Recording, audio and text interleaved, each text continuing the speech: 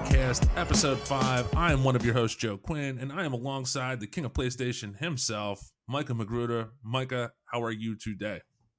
Hey there, Joe. Happy New Year. Happy New Year. It's been a heck of a year. We're in a new one. I'm doing great. I'm doing really fantastic. It feels like we're still knee deep in the holidays, but it feels like we're coming out of it. It feels like that the holidays are about over, right? So we're into the new year. Obviously, from a PlayNation standpoint, right? So we took the week off for the holiday, understandably so. Micah, talk a little bit about your holiday, right? So how was your Christmas? How was your New Year? How did things go this week for you? So, Christmas was definitely great. Very good week. But, talking to my wife, you get that feeling that it doesn't really feel like Christmas, It kind of just Right. feels like we're at home, we're doing our own thing, and that's what we're doing. It's what 2020 mostly was about. But there was moments of connection, which are very important. Had the chance to be able to talk to family, watch my mom open up her gifts, being able to connect with others, being able to connect with my family too. It's been great because a lot of good gifts were given. A lot of good gifts were received. And throughout the past week, I've been able to enjoy the fruits of some of that. Been enjoying building this Lego version of the Saturn V rocket, one of the most impressive human engineering feats ever accomplished. I think we can all agree. And just been enjoying this time with the family because, right now it's Sunday, break's over, back to work tomorrow. So it's been one of those things of, okay, had that time off and now it's time to dig back in. Saturn V rocket. That sounds awesome. Right. So it's a model of the Saturn V rocket. It is a model of the Saturn V rocket. That's awesome. And yeah, I'm in the same boat, right? It's back to work tomorrow, right? Back to business tomorrow. And yeah, for the holidays on our end, it's a different Christmas. It doesn't feel like previous Christmases, right? So in previous holidays, obviously it's much more family together, family kind of in the same place, doing the same thing, right? This obviously was a little bit different. But yeah, great gifts. My fiance got me a beautiful box of cigars. I can't wait to dip into those. But other than that, just a really good stuff that gets some time off. But look, the good times, right? So in other words, the time off, you're right, break's over. It's coming to an end. We go back to it tomorrow. Exactly. Now that we're doing this, right, so topic 1, 2, and 3, right, that we're going to go over today, right, this is going to be a lighter episode, I believe. It's going to be a little bit more of sort of a year-end recap, right, as we move into 2021. Topic 1 is going to be holiday gaming and holiday gaming habits, right, so how do you normally game during holidays, right? Is there a specific game that you think of or that you go back to, right? So that'll be topic 1. Topic 2 is going to be looking back on 2020 and sort of, we talked about the game awards in the last couple episodes, but this is really going to be more from our perspective, right? So what games did we enjoy in 2020, right? So what were our sort of highlights in terms of gaming in the last year? And then the final episode is going to be looking forward, right? Looking forward from the PlayNation Podcast perspective, right? So PlayNation, what is this going to look like in 2021? What are we trying to do, right? And ultimately, what does that look like? So that's the 3 topics we're going to hit today. Topic 1, I would say, Micah, if you're ready, I'm going to jump right into it. Let's do it. So topic 1, holiday gaming. The fact that it's the holidays means a couple different things. For many folks, this is a little extra time off, enjoying it with your family. And for gamers around the world, this also means that you'll probably have some extra time to get in those gaming hours, right? So how do you spend the holidays as a gamer? Micah, I'll toss it over to you, right? What does holiday gaming mean to you? So typically, what it means, especially in the age of new console generations, you see this on Reddit, YouTube, etc. Every parent hoping they're going to get the next Nintendo 64 kid, and it's just heartwarming, to see some of these parents. I saw one particular video where they just, they gave him a PS5 game, and he kind of looked at them like, I don't even have a PS5. What the heck? And then he saw the big box next to him and just went straight for it. And it's just a little emotional because the kid was very, very happy. So I can empathize with that. But for our family, I made the decision, and I actually asked my kids. I was like, I showed them some of these videos. I said, would you have preferred I waited till Christmas for the PS5, or would you have rather had it day one? And they both said day one, because they realize what Christmas Christmas is about, certain presents. However, when consoles launch, they don't launch on December 25th. They launch much earlier. So they know that they're on the inside. They get it. So for us, what's nice about it is simply because of the fact that we've had a chance to experience some of the funness, but we have a chance to go back, right? We have a chance to go back through our backlog of games. We have a chance to bring out old games. So, one of the holiday favorites I think we like to play is because we always watch the Home Alone movies, Home Alone 1 and 2. The others don't exist.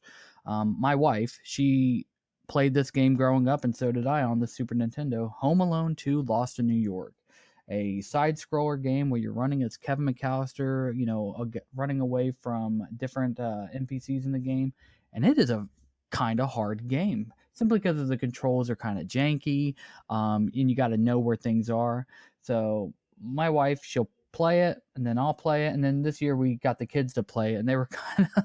It was funny watching them because you just get this level of anxiety, like, no, the suitcase, you gotta slide into the suitcase, things like that. So it's fun because we can just game together. And that actually led to more gaming moments, because we had Sackboy, Santa, Dad, brought a few extra DualSense controllers this year. So now we have a total of 4.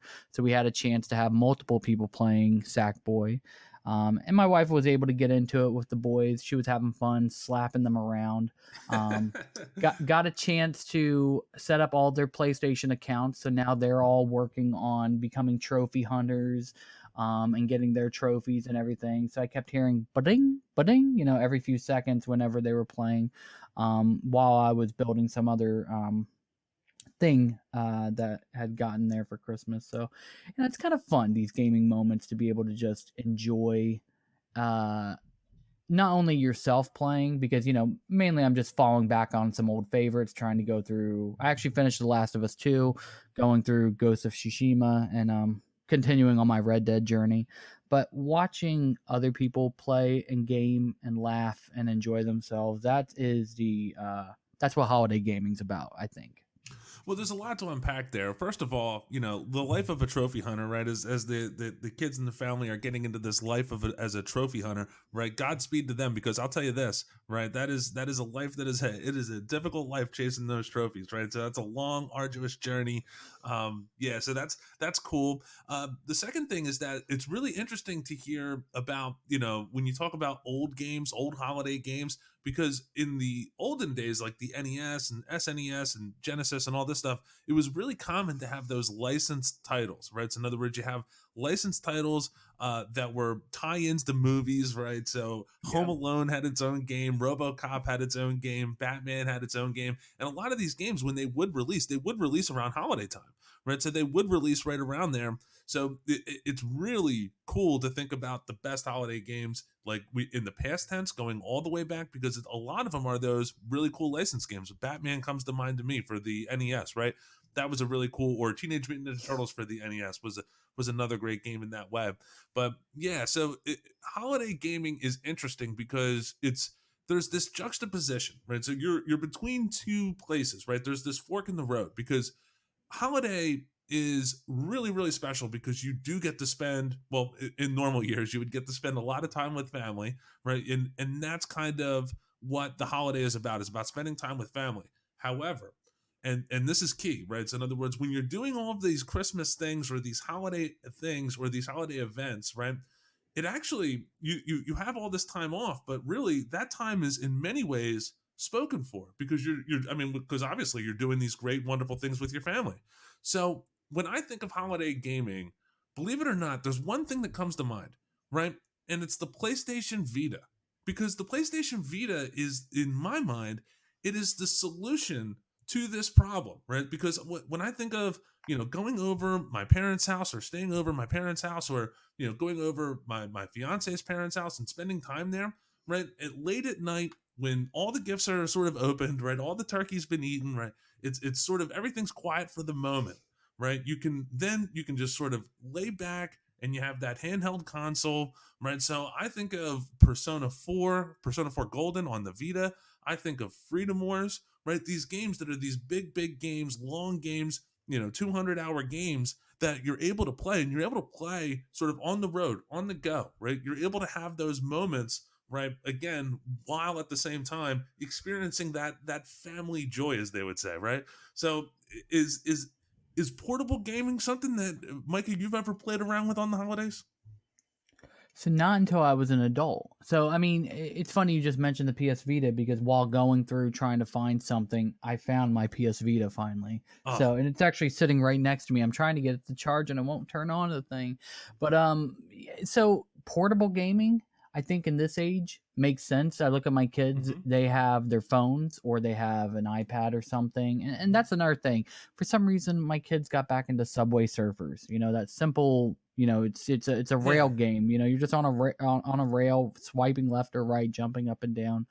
And they've been playing on a kick of getting the highest score on that. And it's just been interesting because I'm like, what are you guys, 5 again? I love it. You know, stay that age forever.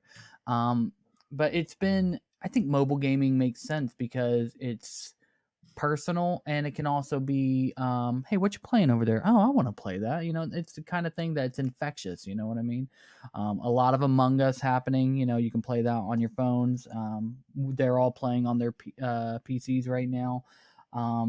But I think that makes sense, especially in the normal times, right? right. When you have the times where you're going to go over to grandma and grandpa's and, they always are watching what they want to watch because, it's grandpa's TV. He's going to watch the Food Network and whatever he wants to watch.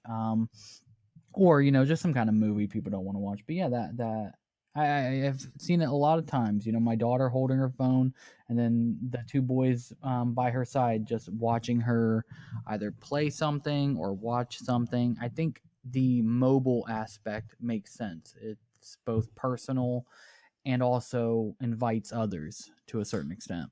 Yeah, the other thing that I really think of when I think of holiday gaming is that, it's besides like the mobile aspect of it, it's beyond that. It's games that I normally don't play, but that I then start playing. When I think of this holiday, just to use 2020 as an example, right? So I've actually been playing a lot of the Division 2, right? An old PS4 game, right? So, but a PS4 game that I've already put, I don't even know how many hours, like 400 hours into, but the holiday time off is such a great time to pick that back up and to sort of get back in there because again, you now have this time. So in other words, this feels like almost like it's free time that you normally would not have, and you can just sort of dump it in, right? So that's the Division 2 is a perfect, at least for me, that is a perfect holiday game that I can play. Which, by the way, this is actually a great segue to our question for this topic, right? So because holiday gaming as sort of passing time or enjoying, and by the way, I use this term affectionately, time waster,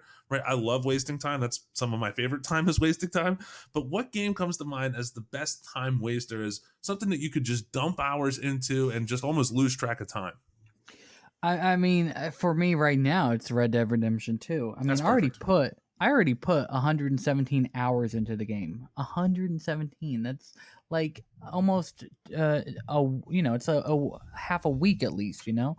So I put a lot of time into the game, and I still have not even come close to the platinum trophy because when I first played through the game, I just got lost in the world and I played it the way I wanted to. Now I'm replaying for the third time through the story, but I'm trying to get the gold medals on each one. And talk about wasting your time. That is wasting your time. 'Cause even if you do everything perfectly, Rockstar has some janky algorithms that determine, oh no, you didn't get 70% accuracy on that one. Oh no, you got 14 out of 15 headshots. Sorry, buddy. And talk about time wasting, big waste of time. And they do the same thing with the Red Dead Online portion, where they've recently changed the way you earn gold, whereas before you used to get double the amount you actually earn now. And that's kind of wasting my time simply because of the fact that now, in order to get to level 50 or to be able to do certain things, I have to grind a little bit more, play a little bit more. But I'm not enjoying myself. I'm actually enjoying myself while going through it. It's a very comfortable game for me to play. I enjoy the gameplay. So, am I wasting my time? Yes and no. Yeah, there's a real fine art to the loot treadmill, right? So when you talk about the loot treadmill, and it's a real development skill, right? It's actually not easy for developers to be able to do this and do this well, right? So when you talk about a loot treadmill, making it rewarding, right, for doing some of the same things over and over again, and engaging the player base in that way, where you can feel like when I go through the Division 2 and I play the same mission that I've played 100 times before, and I play it for the 101st time, right? Because I'm trying to get, a specific backpack or set of gloves, right? So it feels incredibly rewarding to do that, because ultimately it, goes towards my character. It allows me to do harder missions when I do get the loot that I want. So it's not easy for a developer to make an engaging loot treadmill. A lot of games try this, and sometimes it doesn't work out. One that comes to mind immediately is the Marvel's Avengers game. It's kind of struggling a little bit to maintain that concurrent player base, right? And again, because it's difficult to get people to engage in loot treadmills over and over like that. So games that do it well, again, Destiny 2 comes to mind, right? Huge player base, very engaged, but it's to do what they do and to have that player base. Fortnite, to do what they do, to have that treadmill functioning and have it be an enjoyable run, so to speak, right? That is not an easy skill to have. Yeah, that feedback loop is very, very hard to do. And I mean, we could devote a whole episode to talking about this, Games from as a social. service. Yeah, social media giants have figured this out a long time ago. And now EA does this exact same thing. The microtransactions, that's going to be a great topic. We actually should talk about that. But that feeds into the human desire to get ahead, to get one more level, and really it's just to get, I just want that one thing. I just want that one thing. And sometimes there's an easy way to do it, is you just pay them money and then you go buy it, or you keep grinding, further wasting time. But are you getting value out of it? Like, I look at the way Marie Kondo talks about things. Does it bring you joy? Does it If it spark brings joy? does it spark joy? Yeah. And to be completely honest, while doing this gold mission, it was not, these gold medals do not spark joy when I screw them up. When I instantly know I already messed up and I have to redo it, I get frustrated. I do get angry because I'm like, so it's very upsetting. But it's very rewarding when you do it correctly, because it's like, I see that gold, one less gold off my list.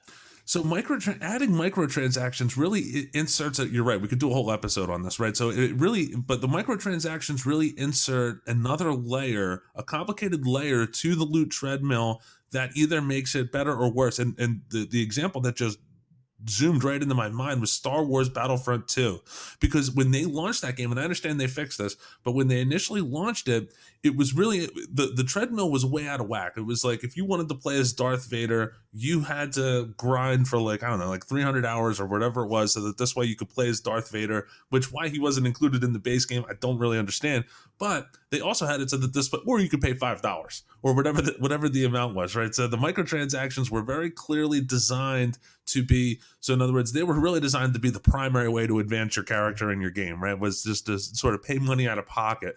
But the treadmill was almost inexplicably difficult. Like, why was it that difficult? So yeah, when you're trying to balance that treadmill and make sure that it's engaging, really, really fine line to cross. But I think, just to bring it back to the topic, which is, holiday gaming, games as a service for holiday gaming, I think it's just a perfect handshake. I think it's a perfect fit, right? So games as a service for holiday gaming, and let's not forget mobile gaming, PlayStation Vita. To me, I think those are really interesting holiday gaming sort of, we'll call it, avenues or ways to go about it. Right. So that being said, Micah, I would say let's move on to topic 2, right? Our favorite games of 2020, right? So topic 2, I'd love to just sort of go over a 2020 year in review or a year recap, right? The end of 2020 means a great time to sit back and reflect.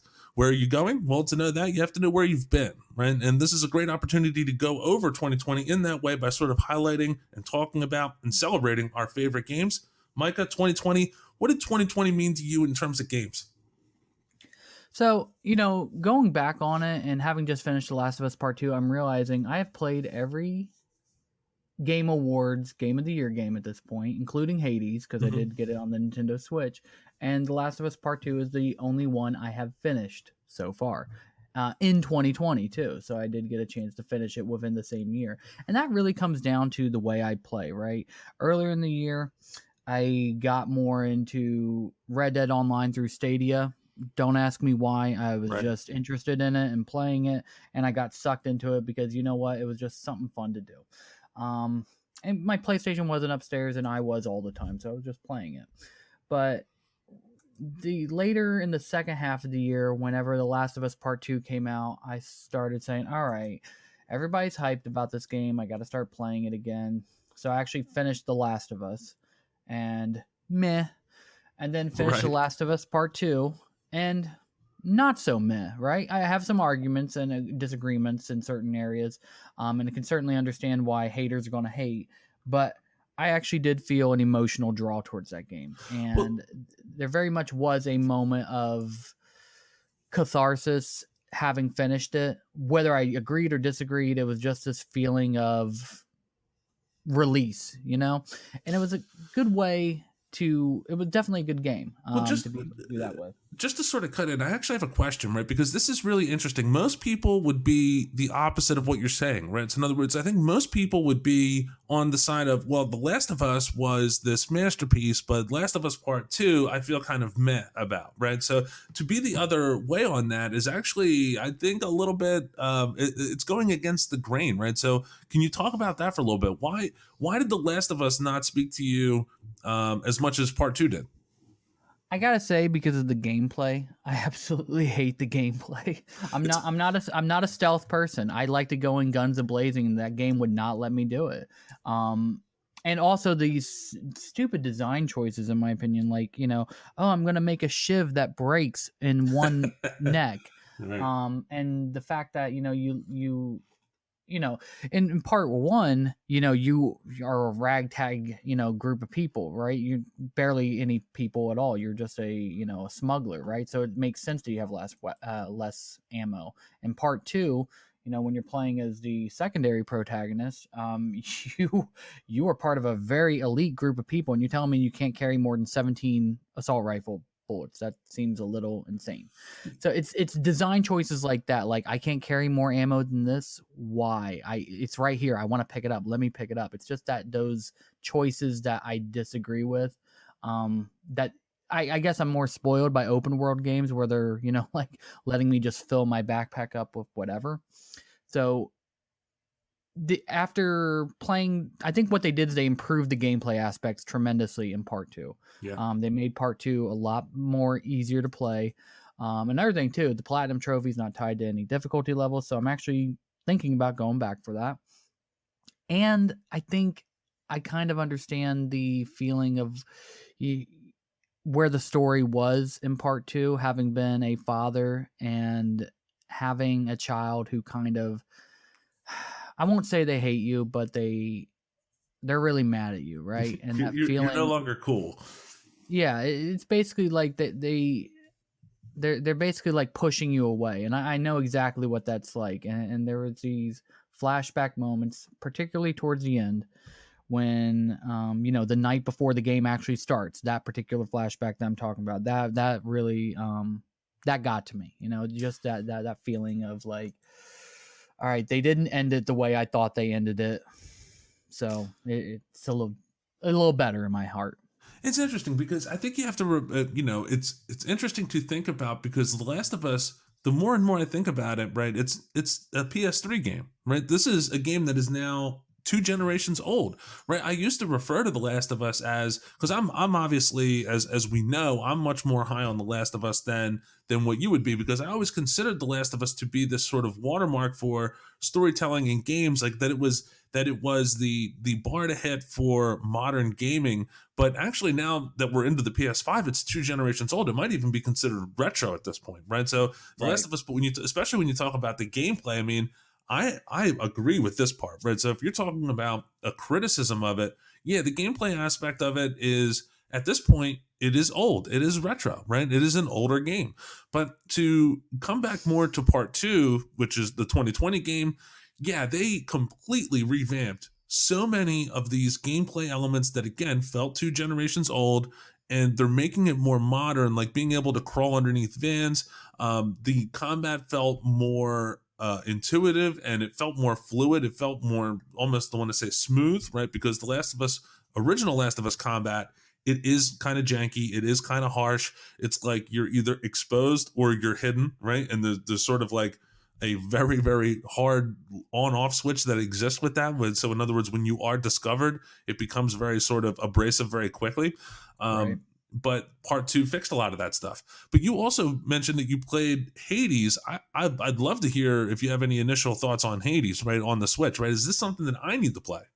So I think it is you mentioned holiday gaming and that mobile aspect. The Nintendo Switch is perfect for that, the mobile aspect of it. I think that is a very good game from the perspective of simple gameplay, like just, you got different weapons you can choose from. And it's definitely got those roguelike elements of randomness, right? Right. You're I forget who you are. I think you're literally the son of Hades, right? And you are trying to escape from hell. And your father keeps taunting you, basically like, why are you even trying? It's got decent voice acting too. It's like really good. And it's got a lot of those good roguelike elements where you're just dungeon crawling until you die. And when you die, you just come back to the pits of hell again. And then there's your father saying, ha ha, why are you even trying? So it's interesting because I think there's a story to it that has all these Greek gods and things like that are kind of like luring you to the surface for whatever reason. So it'd be interesting to see if you ever do make it to the surface or not, like, because based on the way I've been playing this game so far, you get several rooms in, and then when you die, you're all the way back to the beginning again. So it's like, all right, something's got to give at some point. At some point, you got to find some secret warp zone or something. I'm not sure what, but it's definitely one of those games where you can waste time in playing it. I certainly do wonder what the normal hours is to beat the game, if there is even beating a game. Because if it is a true roguelike, why would you even ever beat it? Because it would just continue on and on and on and on. So I hear that the game is very difficult. There is apparently an end, right? Or we'll put end in quotes here, right? There is a quote unquote end where you get to sort of the final piece, but it just starts you back at the beginning again, right? So in other words, it does go on and on forever. I understand it's supposed to be very rewarding. Hades, obviously from Supergiant Games, they did Transistor and Bastion. Does this size up to Transistor and Bastion? Is this as good or better as either of those two games? I think it's probably better than Bastion, and I like Bastion. Definitely a good game. Um, so definitely a good game. Yeah, I would definitely check it out, especially if it ever comes out for PS4 or PS5. I mean, I can't see why it wouldn't, other than just maybe Supergiant Games is just not. It's just not in their wheelhouse. I think it's hard sometimes to have to. If you're a video game developer and you're used to one particular platform and then you go to another, I don't see why they wouldn't. I mean, they've released on PS4 before, so surely they have the dev kit, so I don't see Right. why they wouldn't be able to do it. Yeah, so it's very hard to say for them. But yeah, no, definitely a good game. But probably not one of my favorites, of ranking them and things like that. Just going through the list of games I've played this year. I think I started out the year playing MLB The Show 2020. Sure. Just because, I think we had Bryce Harper on the cover, did we not? Or am I crazy here? It might have been 19. That was 19, yeah. Okay, so that's the one I have. Sorry. I was still playing that one, I'm pretty sure, because I was missing baseball. But definitely appreciating, just being able to relax with a little bit of baseball. Yeah, I definitely didn't get 20 then. I definitely just stuck with 19. It's so funny you say that. I almost bought a baseball game this year as well, just because same reason. It was right around April, where you're talking about spring training and all this stuff. And I almost bought the new, because I haven't bought an MLB The Show in, I want to say 3 or 4 years. I got the platinum, and I think it was like MLB 15 or 16, something like that. But it'd been a while since I played a baseball game. Missing baseball, I almost went in and got it. Yeah, so when I think of 2020, how do I summarize 2020 as a gamer?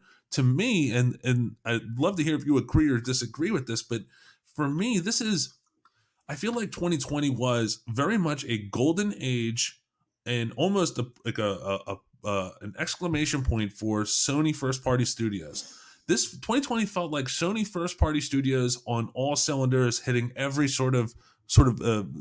hitting every note that they could possibly hit. It feel like they hit it, right? So when we think of what Insomniac put out with Miles Morales, when we think about we had a Last of Us Part 2, we had Ghost of Tsushima, right? We had all of these games that were just really, when I think of the best games of 2020, inherently, I always wind up on these Sony first party studios games.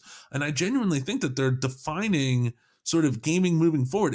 I think it's why they're winning the PS5 war. I think it's why they're versus the Series X, right? I think it's why they're winning that in a very early sort of way. Just because they have this, they're developing this reputation and they're developing this expectation that Sony first party studios games are all going to be extremely of a high quality, right? So when I think of 2020, I inherently am drawn towards these first party games like The Last of Us Part 2, like Ghost of Tsushima, right? I think Ghost of Tsushima for many people is in fact the game of 2020. Yeah, no, I that's another game I'm going through right now and trying to play. It's a good open world game, and again, another kind of game you can get lost in. And one of those games you really do have to stick with, especially if you're trying to play another open world game where you're on a horse, because it's like, oh, I don't use triangle, I have to use right R2 to be able to get on my horse. It's one of those things of like, all right, stick with one game or the other, because you can get yourself mentally confused. But I agree with that statement. Like, it's first party studios and even some third party studios who specifically publish on PlayStation 4. 13 Sentinels, which I know you love, came out for PS4 this year. So it's like a love letter to the last generation. It's like, all right, we're going out with a bang in 2020 because the next gen is coming. Let's put all our games out there. And, these have been planned for a while. So I think, Last of Us Part 2, it's the exact same thing they did with The Last of Us, came out at the end of the PS3 generation. Part 2, the end of the PS4 generation. I guess we can anticipate Part 3 to come out at the end of the PS5 generation, some 7 years from now. I don't even know that they should do that, but hey, if they want to do it, I mean, I'll buy it, but ultimately I don't know that it's, I guess it is leaning that way, right? I guess they're likely to turn it into a trilogy. I think you can't just leave this open-ended anymore. Like, Ellie, I really want to I really want to know what happens with Dina, and seeing the baby and seeing what happens to her, to see, is she going to continue down the path of, maybe being a smuggler like Joel? I don't know. Or is she going to try to find Dina? I don't know. I'm hoping a little bit of both.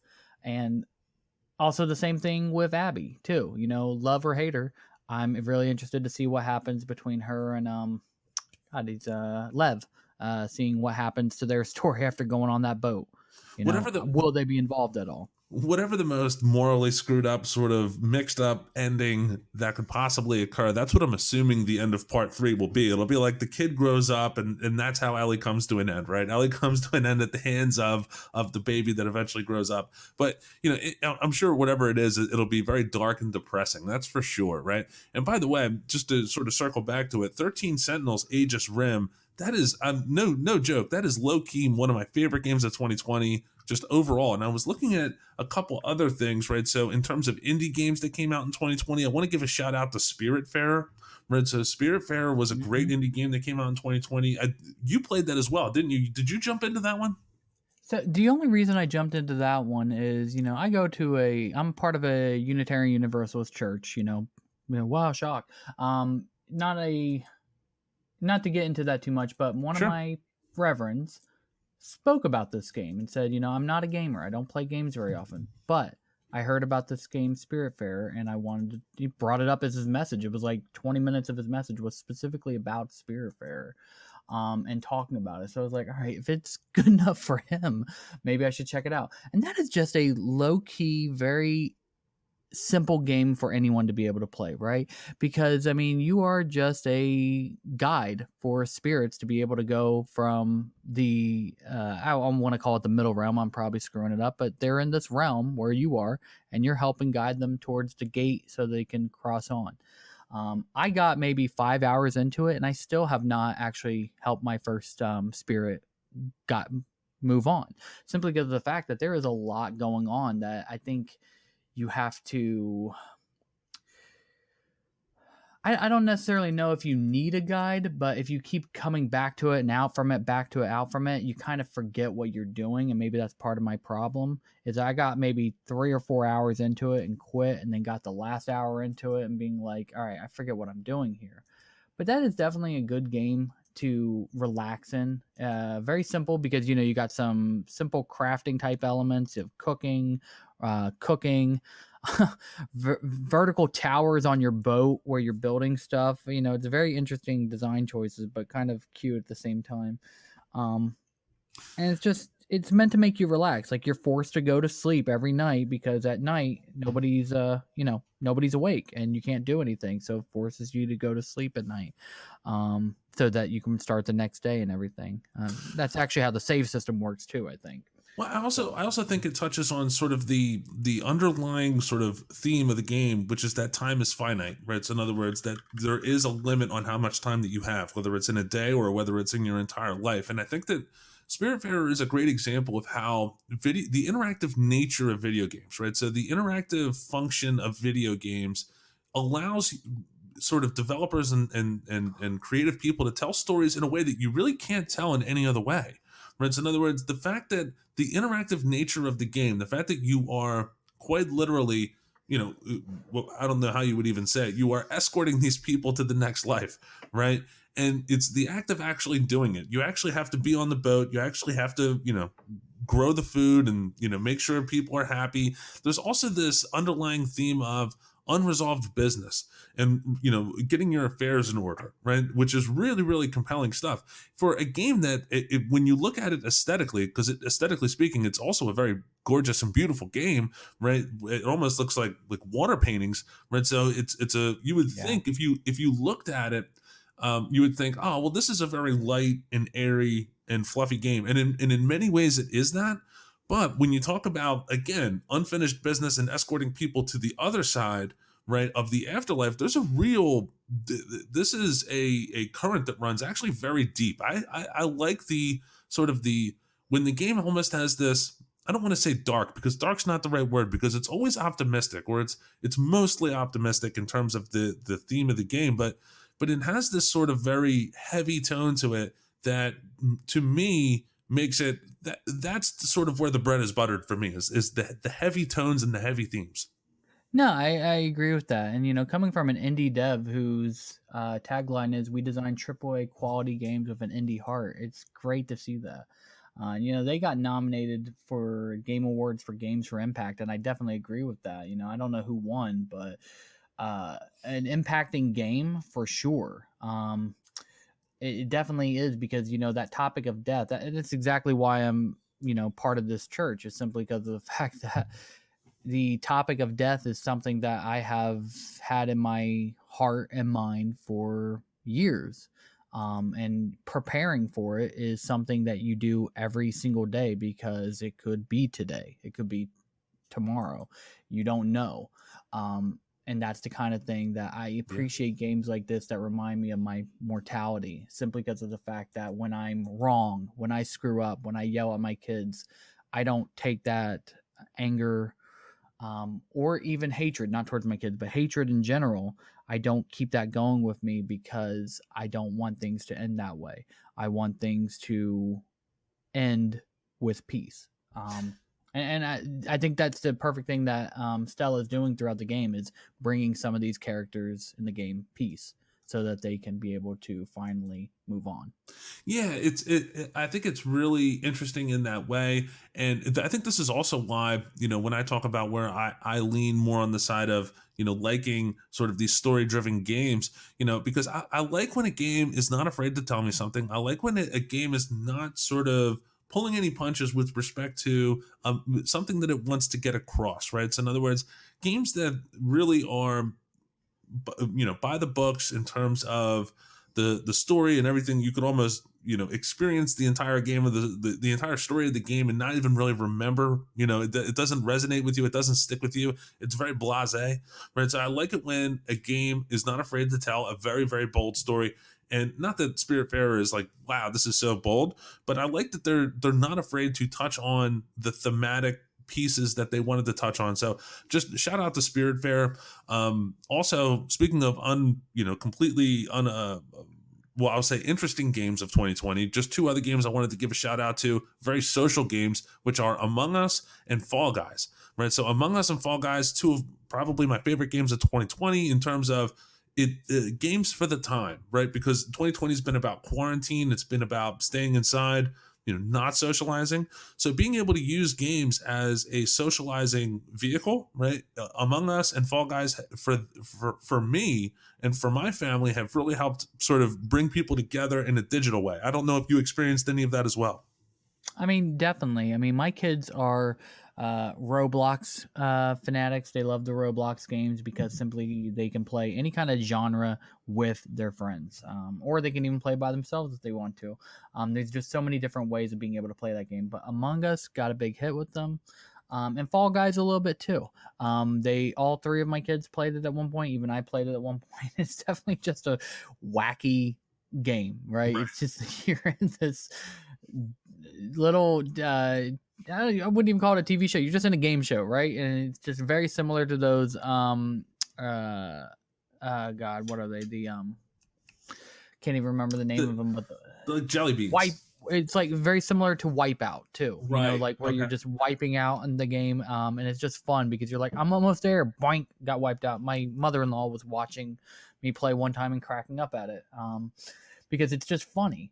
And Among Us is just very good social fun with friends. It's okay by itself, but with friends, again, I've been able to play with some people, some of the teens in the church I'm a part of, definitely bringing up a lot of this, but you know what? It's just part of it, It's just like being able to play this game with them. Gets them all together to be able to hang out with each other and gives us a chance to get to know them too, because I tell you what, playing with some of these teens, I worry I have some psychopaths in the budding, accusing me of killing somebody when they reported the body. I'm like, oh my gosh, you just literally killed them and you're blaming me for this? Are you kidding me? It's just funny how good they are at trying to convince other people, while we're in a Zoom call, who the real killer is among us. And playing with my kids too. My son, he's very good at being able to be like, all right, who is it, you guys? And being able to lead the narrative of trying to gain everybody, trying to get other people to decide who the sus person is, even though it's him. So he's very good at being able to do that. So I think it develops these skills. I'll retract back psychopathy, unless they go down the murderous path. But I think it takes down these paths of getting people to be able to be persuasive, right? It's working on these skills. It's just definitely a skill building game because you have to be social to be able to talk to other people and convince them it's not me, or convince them it's other people. Because you get buy-in from other people. Like, look, I have the evidence here. They were here. I was here. Then the body suddenly showed up where they were. Come on, let's try to figure this out, guys. It definitely builds up those interpersonal skills. When you talk about the psychopathy elements, the reality of it is you're probably talking about that's pretty much how I play the game, right? Because I love whenever I am the imposter, right, playing the Among Us. One of my favorite things to do is to either murder Erica or blame a murder on Erica, right? So in other words, I blame it immediately on her. I'm immediately searching her out, trying to, just because for me, that's the fun part of the game. And then ultimately what happens is, and maybe I'm not very good at Among Us, but I like to have fun doing it this way, right? So in other words, the problem with playing the game that way, so in other words, when you play the more psychopathy route, is that I get ejected a lot, right? So in other words, even when I'm not the imposter, I get ejected because people are always assuming that I'm either thinking or doing something nefarious. When something nefarious goes down, a lot of times people will just assume that it's me. And then ultimately it becomes this sort of almost, it becomes like a cycle that just renews itself, because once they blame me for the sus behavior or the suspect behavior, then I loudly defend myself, which then makes me look even more sus, right? So in other words, the louder I defend myself, the more guilty I look, and then it ultimately results in more ejections for me. But I think that's the fun part of the game, right? The fun part of the game is, yeah, you're right. It's playing with social dynamics, right? So in other words, it's playing with sort of almost social fabrics in a way, right? So when you talk about a society, because you have, however many, jelly beans it is living in the spaceship, 8 jelly beans, right? Going all at the same time. It is a very sort of play on sort of societal behavior and all that. And Fall Guys is on the other side, the other game that I wanted to talk about, Fall Guys. That's just good natured fun, right? That's just literally jumping towards the end and, being the last, we'll call it jelly bean standing at the end there. Yeah, no, it's definitely good natured. I mean, both games are definitely good natured for sure.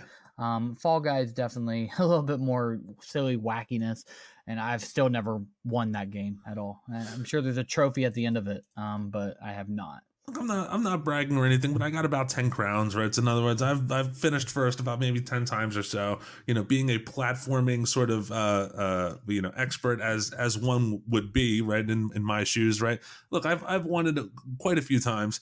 So Fall Guys was fun, and Among Us also very fun, but I liked how, more than anything else, more than the games themselves, and they are interesting, and there are, a lot of talking points to go over with these games, but the interesting part for me was how it sort of brought people together during quarantine. I really liked that. But when we talk about, this is actually a good segue for the question, right? So for this particular topic, which is that, was this year, when we talk about 2020 and what defined 2020, do you, because I think there's two sides of the coin here, right? So in other words, there's the PS4 side of it, which is that the PS4 2020 is The Last of Us Part 2, it's Ghost of Tsushima, it's all of these sort of AAA PS4 games. That's one piece.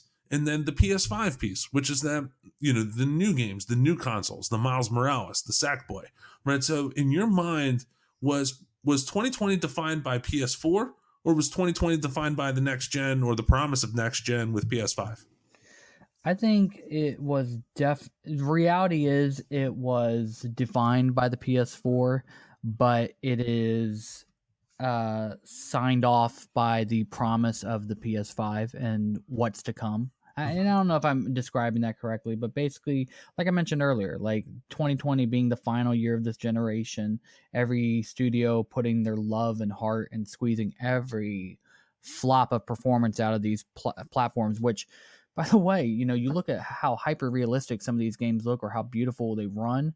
Um, this is only like this is on, even the pro version was only 4 years ago that it came out. Like even the old gen version came out in 2013. So this is old hardware, and they're still able to produce these great games. It's amazing. But I think it was definitely defined by the PS4 games. I'm still playing them. Have not really truly played a next gen experience yet beyond Miles Morales and Sackboy, which again were both cross gen. And I love the fact that they're cross gen. I do love that, but I am looking forward to 2021 and 2 and 3 and seeing when we finally no longer have cross gen anymore, and it's just purely this is a PS5 only game. What's that PS5 exclusive game look like? I'm looking forward to that.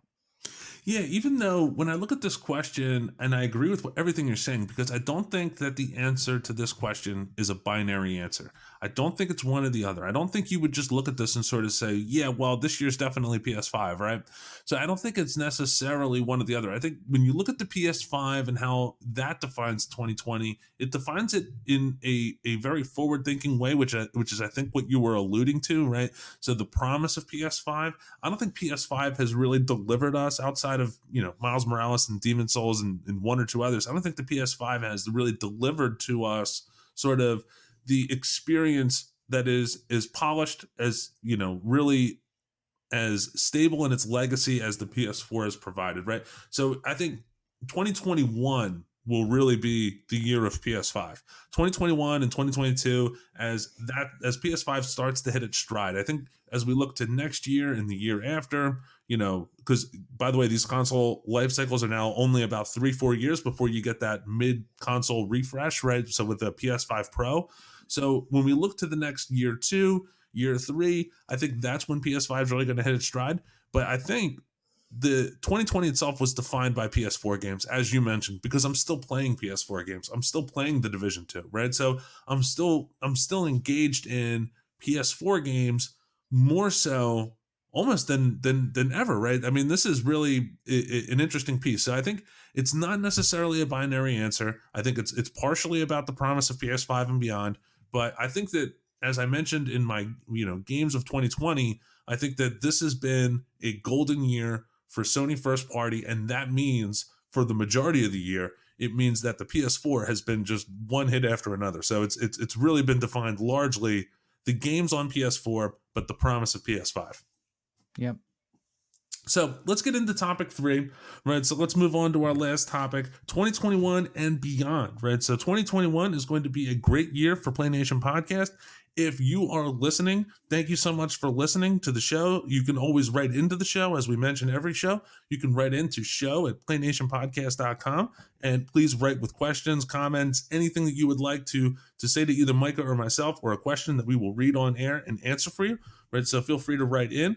But we want to grow with the audience, right? And this means more episodes, more topics, and more audience interaction, right? It also means looking at other possible avenues to provide entertainment, right? So when we think of 2021 and PlayNation Podcast, Micah, what does this mean for you? So for me, it's been interesting because you try to take a step back and you think of all the things you can do and all the things you want to do. And then you think all the things you realistically can do, right? Right. And that's the kind of thing that you and I were both full-time professionals. I've got a family. You're, engaged, going to be planning a wedding and all that. And, pretty soon 2021 is going to change a little bit. Instead of being stuck at home all the time, at some point, this is my hope, things are going to start to open up again. We're going to be a little bit more busy beyond just the PlayStation lifestyle, but we're going to come back to it for sure. And the point of it is that I think being able to go away and then come back, we'll be able to enjoy it so much more. And that's kind of what I want to see 2021 be about, is that we plan for things we can do. And then also, try to figure out what our fan base wants, and build that fan base too. Right now we've got a steady stream of listeners. And as Joe said, thank you for listening. We do appreciate that. But I definitely want to be able to connect with other podcasters, other PlayStation and gaming focused podcasts, being able to grow with them and their audiences too, and engage with them as well. And I've been looking into the idea of streaming too. Trying to host just this is already a fun thing to do, but to be able to do it myself as I'm playing through a game, like maybe I'm about to get a platinum trophy, maybe that's a good time to be able to stream, have a little bit of a celebration or something like that as I'm doing that, and show the whole world as I'm doing that. That might be something I might do for the future, is just streaming every platinum trophy I do and making it a little bit of a celebration and keeping it out there on YouTube or Twitch for posterity. Again, all these ideas of things we can do, but, writing it down and thinking what makes sense and engaging with other people. That's really what I want to do. I don't want to just do this all in a vacuum. I want to be able to engage with others, be able to consume their content, they consume ours. And just, really just engage with others.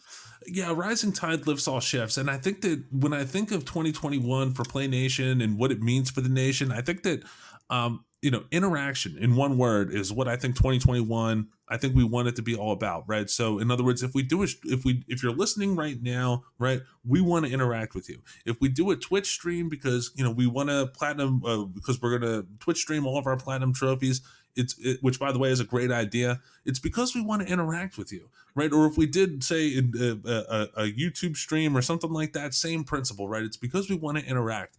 And ultimately, when we decide on what the next step's going to be, right, it's going to be based on what the listeners want, right? So in other words, what do you the listener want from us as a podcast?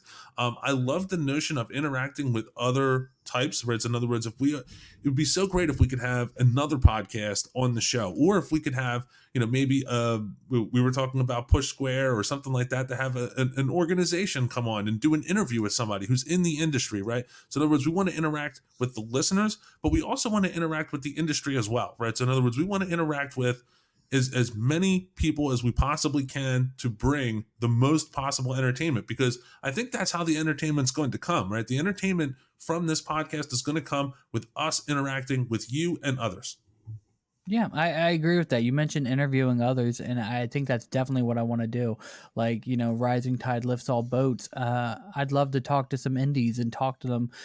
Being a aspiring game developer and a budding game developer, and my son, getting understanding of like what their backstory is like, what drew them to that, Right. and what are the challenges and what are the joys, and just what's your hopes and aspirations for the game you're telling us about, why should we play it, how much are we going to enjoy it, and that kind of thing.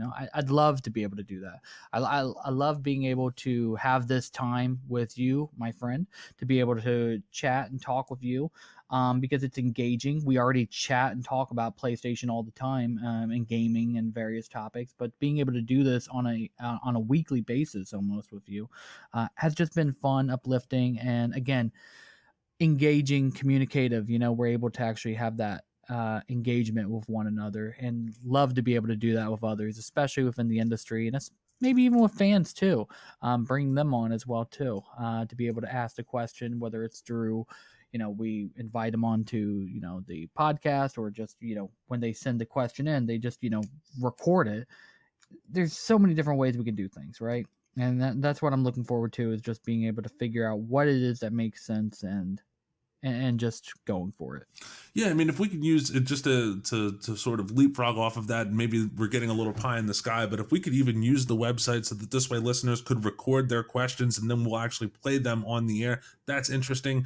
But yeah, I think that the big thing for me moving forward is that, and by the way, look, I appreciate everything that you're saying, because ultimately this podcast, for a weird year, as weird as 2020 was, right? And kind of hopping all over the place, but for as weird as 2020 was, this podcast has been such a highlight, and one of the best highlights of 2020, because it is, right? So we do talk about video games all day, right? So in the sense that, this is just a great way to record it, and then this way, ultimately, it can go out there, and then other people can enjoy it as well. So, look, this is a fantastic time, and as well, I think that the more people that we interact with, I think that ultimately it's going to multiply the fun, right? So in other words, it's only going to be an additive. The more people that we're bringing in and involving in this project, in this PlayNation podcast, I think that's only going to increase the good times, if you will, right? So in other words, I believe the phrase is the more the merrier, right? So we want to interact with not just listeners, but we want to interact with the industry.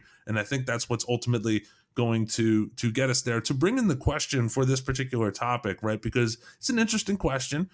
Just going to throw it out there. Would we ever consider an on-camera show? Would you ever consider a show under the PlayNation brand where we're showing our ugly mugs? You know what I mean? We're putting it on camera. I definitely consider it, simply because of the fact that, as I'm going through, like talking right now, I use my hands, I have a lot of gestures. And when you and I were recording on Zoom, now we're actually using a different platform to record because of some technical glitches we were experiencing. It was nice being able to see your face, being able to communicate one-on-one in that style.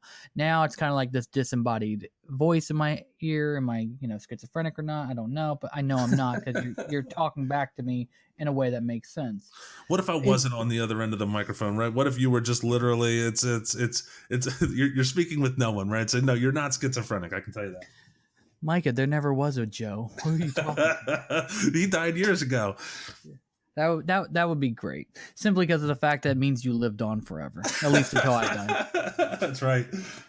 But that's the point. No, that's the point, though. A live show is great because you can see each other, you can see each other's laughs, and you can actually have a audience participation too. I think one of the challenges to that is, of course, kind of like doing this podcast the way we're doing. We already have a small set of listeners, and to have only a few people probably watching would probably feel a little disheartening. But at the same time, I think you and I would probably take it in stride. I think there's a lot of prep and planning we'd want to do for that, to make sure we definitely make it known as much as possible. Our first live show, we want as many viewers as possible. We want the trolls, we want the fans, we want everybody there just to interact with us. I think it would be a lot of fun.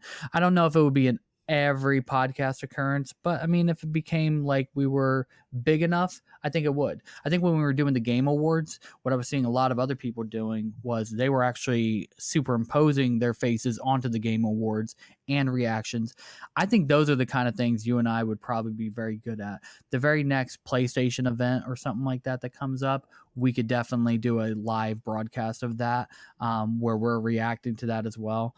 I was actually just watching fan reaction videos to E3 5 years ago when Final Fantasy VII Remake was announced. And it was just, those kind of like, oh, moments. You don't get that staged, you get that from doing it live. And I think it would make sense to do that at some point, particularly for special events. Yeah, I think if we did a watch along, right? That's something I want to do. If we did a let's play, right? So in other words, where say hypothetically, Returnal, right? Highly anticipated, which our next episode is going to be talking about our most anticipated games of this upcoming year and beyond. But say Returnal, new game from Housemarque, comes out in March, April. And we did a let's play for that. I think that would be really great if we did a watch along with, say, I know E3 is going to look completely different this year, but if we did a watch along with E3, that would be something that would be very, very interesting. If we're doing Let's Plays for our Platinum Trophies, I think that would be really interesting.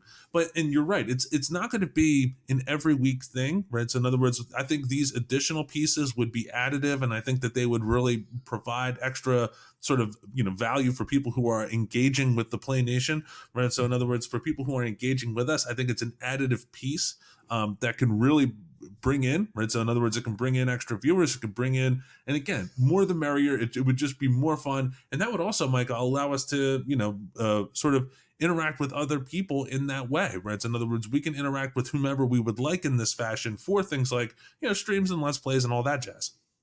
Yeah, I agree. And that's the whole point, is that I want to do this where we are engaging with others.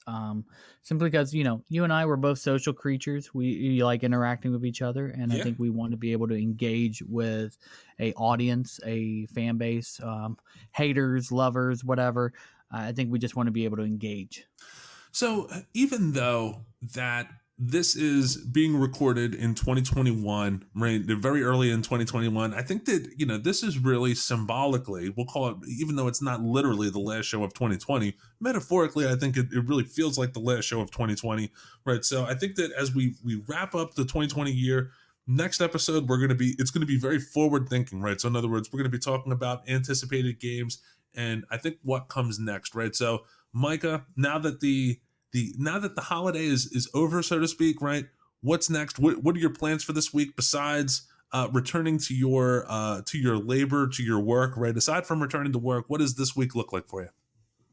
I think this week is going to look like trying to finish up a few last remaining tasks. I see a blind over here I need to replace. But other than that, it's just simply getting back into the groove of things, not just with work, but school. Got upgraded FiOS coming tomorrow. That's actually really excellent. Going for that gigabit and got a good price on it, fortunately. And trying to get things set up. So once that's set up, also making sure that everything is functional from a technical perspective with the Wi-Fi and the router, since I own all that and I don't rely on Verizon to do it and charge me money for it, making sure that's all good. And I think, honestly, this is just something for me. I'm looking for a new computer platform right now, simply because of the fact that my son has kind of taken over my computer lately. Right. And right now I've been fortunate to have a work owned laptop. I use a lot of sometimes personal stuff on it, but I'm trying to separate that right now. So I'm actually looking at trying to get something new out there just for me. Definitely spent a lot of money already this year on PS5, Xbox Series X, but I got to tell you, already I know exactly which platform I've been spending more time on, and I'm honestly thinking about putting the other one up on eBay just to get rid of it, even at the $4.99 price, just simply because of the fact that I'm not engaging on it as much as I thought I would. So, for me, it's this week going through a lot of electronics I have and deciding is it bringing me joy? If not, selling it. And it's not just the Xbox, it's everything. It's, I have old iPads, iPhones, things like that I could definitely get rid of for parts or for wholesale value. So, making those decisions so that way I can have a little bit more money coming in to be able to take that money and send it back out to a new device that I definitely need for being able to do some of the things we were just talking about, like whether it's this podcast or streaming, video editing, etc. I need my own device up here in my room to be able to do that rather than the one that's downstairs, etc. Well, that's much exciting. That's very exciting, right? So, for starters, if the Xbox is not sparking joy, right, then ultimately it's not giving you what it wants. But I would encourage you, right, just as look, as from me to you, I would say, look, hold off on that, because as Xbox right now, Xbox has no exclusive. Well, I'm saying that very derogatory, like Xbox has no exclusives, but I would say the exclusives are coming. So maybe it's not sparking joy now, but maybe it'll spark joy in the future. But that's a long time to wait. I don't know if asking for that joy to sit on the shelf for that long, it's a big ask, right? But also with the gigabit internet, right? As you know, I already have the gigabit internet. Much excite. That's going to improve, I think, the whole PS5 experience by a pretty good margin. But myself having the gigabit, but I have no phone and I have no cable, right? Would you ever consider cutting the cable? Is that something that would the household ever allow such a drastic move? It is already cut. And unfortunately, I got a little bit of grief from the wife about that. So we already had a very basic cable plan where it was just the antenna TVs, like the Channel 3, the Channel 6, Channel 10, etc. We already had that coming through the Fios cable, and that was it. And I was paying a penny for that, but they don't offer that anymore. And because they don't offer that anymore, they said, well, you need to get this plan that's $20. And oh, by the way, you need to get this equipment that's $20 too. And I'm like, I don't want that. And I got a little bit of grief from the wife about it because, I sometimes watch things. I'm like, all right, I got a plan, got a little broadcast antenna to be able to pick up a few wireless signals that are always traveling above us all the time. And so far it's picked up a few channels, but I got to, again, one of those things I got to do throughout the week is position that just right so it can pick up all the channels. Because I know I get Fox, but for some reason I don't. I don't know why. But yeah, I've already cut the cable a few years ago to a certain extent, and we've been mostly a streaming household. And I think with the gigabit, it's going to become even more of that. Yeah, Eric and I think, have a really good system, right? So in other words, we're internet only, right? So just pure internet. That's all we get. But then during football season, because we got to be watching the Philadelphia Eagles play football, right? During football season, we bring on like YouTube TV or Sling or whatever we can get the best deal on, and we keep it for a couple months. You know what I mean? Although this is totally off topic, but for a while we had the CBS All Access, right? So in other words, just doing that through Amazon Prime, the CBS All Access, because we developed this like real severe addiction to Big Brother, right? Highly recommend the show Big Brother if you're into reality show nonsense. But yeah, so we'll sort of pick and choose when we want to have television, or if we want to just get involved in one little streaming service, so that this way we can we can just enjoy it that way. One of the other things I'll do is I'll just actually buy a season pass for a show I really like so for instance, Mr. Robot, rather than sign up for TV service all during while Mr. Robot was airing on live TV, right? I would just buy the season pass for like whatever it would be. It would be like $30. But then you also get to keep the show forever. So I don't know. I mean, anyway, but that's sort of we'll call that the Quinn household way of approaching it. Well, it's a good way. I mean, a la carte programming is how we should definitely work. I agree with you on the Xbox thing. Maybe I've been holding off on. I'm like, maybe I should, maybe I shouldn't. But it is the most valuable thing I can get rid of to be able to bring in that extra money to be able to justify spending more money. Even though got a little bit of money coming in for Christmas, it's just one of those things of like, you just feel this somewhat guilt that you're not saving the money rather than spending the money. But you know what? Have to decide. When you frame it in the terms that it's essentially a trade, right? Then that makes it much more appealing. So in other words, well, yes, it's not like you're just getting rid of the Series X. It's like, well, you're getting rid of the Series X, but you're bringing in something else. So it feels like more of a trade. So that would make me feel a little bit better about it. But and to be honest, I'm not giving up on the Series X altogether. To your point, there are going to be some good exclusives coming out for that and the Windows platform, and it'll be interesting to see if there are certain publishers or certain developers who say, no, we are Series X only. You will not get this on PC, because Microsoft decides, you know what? We ain't putting this on PC just yet. You can wait a year or whatever. Timed exclusivity is probably what will happen. But I feel by that point, the Series X will be more available. And it'll be much easier to get. I mean, from my perspective, I already did buy 3 Series X's, 1 for myself, 2 for friends. So I already was able to get them very easily. So I feel like if I needed to get it, I could get it pretty easily just from the connections I have of just listening out for it. But right now, I don't need it. And it's not that I want to scalp it. I really rather just sell it at $530 and be done with it. Just what I paid for it, and that's it. Maybe a few extra dollars for interest being on the credit card still. But other than that, I don't want to scalp it at all. But yeah, that's the thing, is just I'm looking at it from the trade perspective, taking a system I'm not playing as much as I thought I would and putting it towards a tool I know I will use on a daily basis. I'll tell you this, if you put that on eBay for anything less than $550, that thing's going to sell instantly. That thing is just going to fly out of your house, and someone will literally drive from 2 states over and come pick it up if that's the case, right? So, but yeah, that makes sense from that perspective. I would say, look, if it's a fair trade, go for it. But yeah, from on my end of it, right? So the Quinn household will be de-Christmasing, right? So in other words, it's time to get all the Christmas stuff, put it back in boxes. It's time to get that gone. That's going to be part of it. And then also this week, right? I want to continue playing The Division, but I'm also playing, as I mentioned, I do play my Vita around the holiday, right? So PlayStation Vita, Persona 4 Golden. If, by the way, any listeners out there, if you for whatever reason you own a Vita but you don't own Persona 4 Golden, look, you gotta give that a try. Perfect holiday game. So I'm gonna continue that through the holiday. The Division 2 and Persona 4 will continue through the holiday into next week, I think, and that's what this week's gonna be all about, I think. Sounds awesome. That Christmas decluttering thing, I think that's going to happen too. Gotta happen. Internally. I mean, then again, I was listening to something interesting about the Epiphany. It's 10 days or 20 days after Christmas or something like that.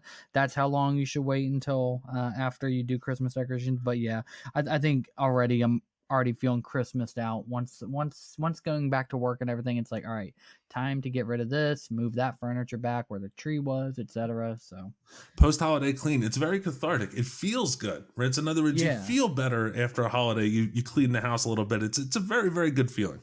I agree. I always love that feeling of being wow, we have all this extra space. Why don't we? Oh, there, and it's gone. It's just the way it happens in this house. Well, Micah, look, I think that this has been a fantastic episode 5, right? 500% more episode at this point. And ultimately, it's been great. Micah, we will do this again next week. We'll be back to our normal schedule. I agree. Sounds great. Micah, thank you so much. And everyone out there, thanks for listening.